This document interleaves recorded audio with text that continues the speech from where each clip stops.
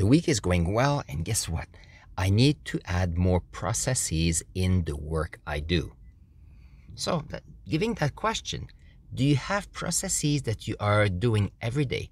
A process that helps you to go faster at what you do?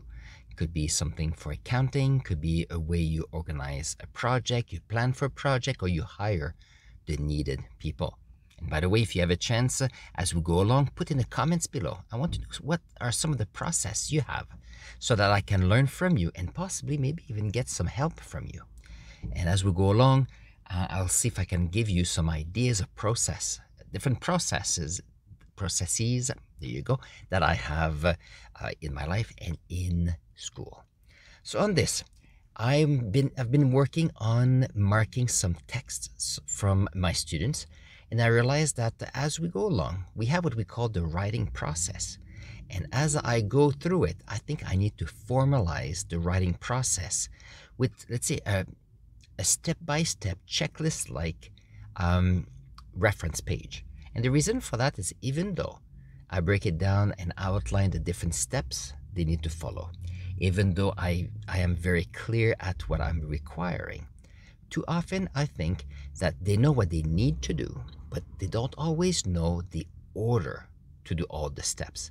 And that's something I have to look into, because if you think about the writing process, yes, you have to do a brainstorming, you have to do your first draft, so organizing your ideas, then you need to edit your first draft to organize your thoughts to make sure that you're answering the question. From there, you write a second draft where you are looking at the sentence structure. And here's my French class, but it could be English or any other languages. And then once you have done your second draft, then you edit the sentence structure and the way you want to write, especially if you want a specific message. And once it is done, then you do your final draft. I still have students that sometimes don't even do a first draft, even though I mention it, it's important to do so. So the question is, if I know what needs to be done and they know what needs to be done, how come it's not quite working for 100% of them? That's a good question. And I guess some of you will say, well, you know what? In society, you may have a speed limit in a highway. You may have deadlines for income tax purposes and so on. And there's still people that are going above the speed limit on the highway. And there are people that do not do their income tax return on time. So even though you try the best you can, there's always some people that it's a bit tricky. Okay. So the process of doing the writing process is important. Another process that I use all the time in my science class is the scientific investigation process. It is quite important. I use it almost every day. I use it in my life too. And if you look at the process, let's see if I can outline it for you. It is, first of all, you have a question, and from which you have a hypothesis. Once you have your hypothesis about your question, then you can outline your variables, what you need to do with the materials. If you have a lab, you need to do your procedure. Then you analyze the data. And after that, you have your conclusion. I may have gone fast, but you know what? These are all important steps for you. And that reminds me, I should do a video just on the scientific investigation process. I have a great reference page for that. And you know what? Let's see if I can do a video on that in the days to come. And I'm going to put the reference page in the comments. I think that'll be great for everybody. So let's see if we have another process that we use. So the writing process, the reading process is important. Reading process goes that once you have something to read, regardless if it's a report, an annual report, if it is a book, if it is a novel, it often revolves around the same thing. You look at the overall ideas, you look at the title of the document, you look at an introduction if you have one, you look at the conclusion. If you've got a book, you're going to look at the summary or the little excerpt in the when they introduce the book, just to have a feel about what you're looking. Once you have a feel with that, then you have to set up the idea that sometimes you need to be having full energy to be able to read a text. Sometimes you can just have it for leisure, and therefore it's not as complicated. But anyhow, when you read a book, it's important to see if you can look at who are the main characters in a novel, or what are the key topics in your text. You need to look at the relationship between the characters or the topics in the text. Then you need to see if you can analyze the events in a novel, or you need to analyze, given some of the data that the papers is giving you, what can you make out with respect to the conclusions or the ideas from the novel or the document with your own perspective. Because keep in mind that everything we read, we want to refer to our own experience. And that's why it makes reading so exciting. Because your interpretation of a novel compared to mine could be totally different. We like some books more than others. We hate some books more than others. Same thing with movies. We love some movies more than others, and sometimes there's some movies we don't like. And you know what? You know people that is completely different.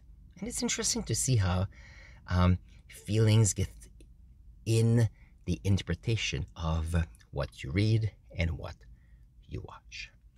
So given those, I need to remind you that processes are important. If you think of a process of recording videos, so I have my YouTube channel. My plan is to always, from January 1st till now and beyond, is to create content every day for my YouTube channel. Now, there's a process behind that, because the process is having the intention to do the video. So that was the first big obstacle I had.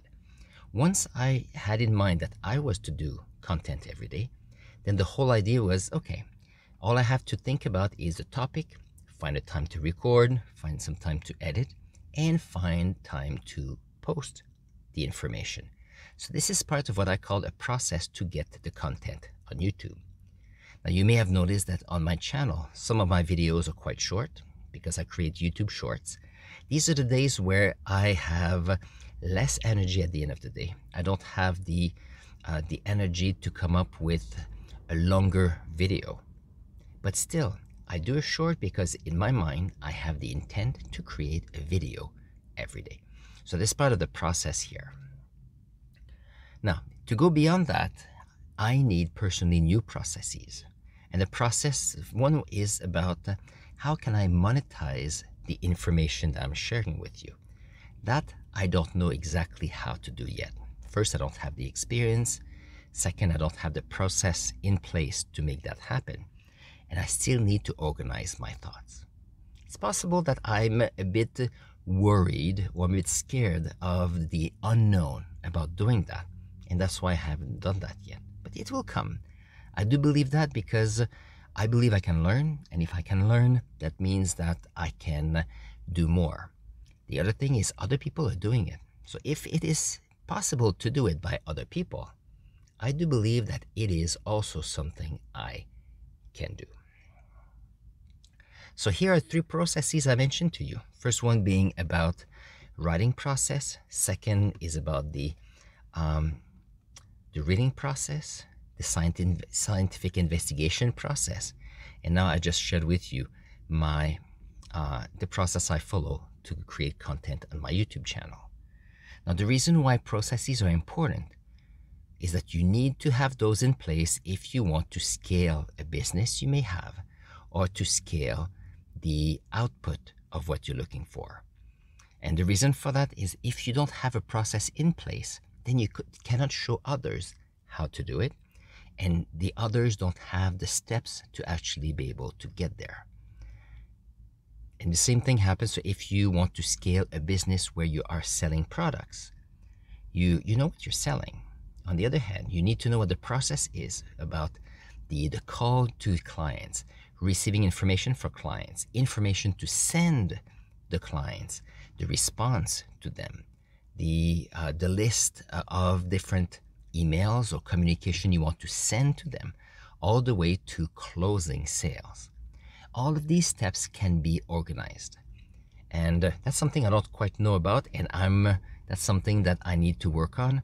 For example, there's Grant Cardone that has his Cardone University. It's all about selling. And I know the steps are there. But the real question is, how can we do all of those things by ourselves? And as I reflect to this video, I need to see if I can get some help. Get some help to learn. But if I don't have time to learn, maybe I can get some help from someone who can do the work for me. And then I can pay them. I can pay them for their knowledge and what they know, so that I can focus on what I like the most, which is creating content or learning. On this, I'm going to wish you a wonderful afternoon. I'm going to put here on the side a video on how to set goals, so that when you have goals, the next step will be to get the process together to achieve them. On this, I'll see you in the next video.